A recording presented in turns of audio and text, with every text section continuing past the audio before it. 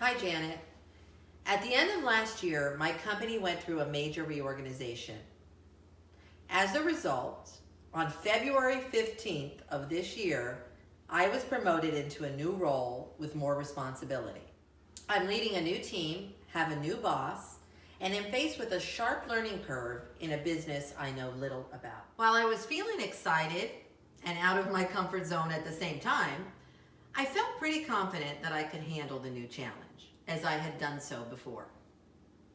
What I did not anticipate, however, is that right at the time of my new assignment, we'd be facing a global pandemic of unprecedented proportions. People were already worried about the organizational change and the uncertainty of the changes they were facing. And now, with this new unexpected turn of events on top of it all, they are understandably distracted and worried more than ever. I'm struggling to find a path forward with all of this. And candidly, I'm not sure if I'm really capable of succeeding in this new role at this time. Do you have any thoughts about my predicament? I'm not looking for a cookie cutter or a clear answer, but I do always appreciate your insights. Thanks. Thanks for asking this question, as I can imagine that many leaders can resonate with this predicament.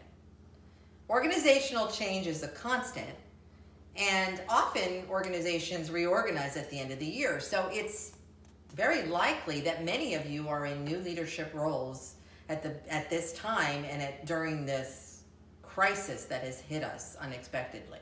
You may have been in the midst of beginning to set forward your 90-day plan and start setting goals for yourself and for your team for the year, and then this pandemic hit and everything got turned upside down.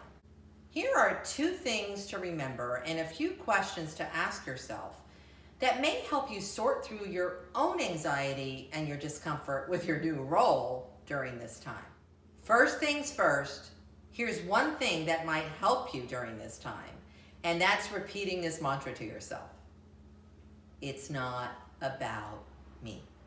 When leaders move into a new role during the change, they often unconsciously see themselves as the hero tasked to swoop in, make all these changes, and save the day. They bring with them and they focus on their own track record, their own intelligence, their own abilities, and the judgment that they've used in the past, and assume that these things will determine whether they're successful or not.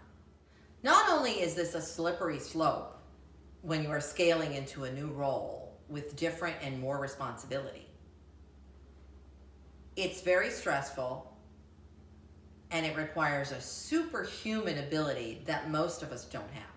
Instead of trying to live up to the impossible and come up with all the answers and dictate an immediate new way forward that's going to save the day, now is the time to ease up on your habit of control and ask a lot more questions. For starters, who are the people on the team? What is their knowledge, and what are their individual strengths?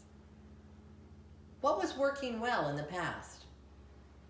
What were the key obstacles people faced in the past? What changes would they make if they were the leader on the team? You may be incredibly surprised that many of the answers of what to do are already present in the minds of the people who work for you, if you just make the space for them and ask. The second thing I would challenge you to do is to stand back from yourself and stand back from the situation. I call this climbing the mountain. If you separated yourself from your own ego and the situation at hand, and you climbed up an imaginary mountain in your head and looked down at yourself in the situation, what would you see as you surveyed the landscape? What is happening here? What's important now? What is needed from the leader who's leading this situation? Taking a step back, away from your own anxiety, your own discomfort, and your own preconceived notions and definitions of success, and surveying the situation from afar helps you gain a perspective away from your own unconscious self-interests. The key question to ask yourself is this one: what is needed here, in this circumstance, in this moment in time? When you stop making it about your own success or failure, ask for help from other smart people, and separate yourself from a predetermined or preconceived outcome, you will be surprised at your ability to rise and meet this leadership moment. I hope this was helpful. Stay safe. Thanks for watching. And always remember this: every single moment you have a choice in what you say, what you do, and how you make people feel. Now more than ever, those choices matter.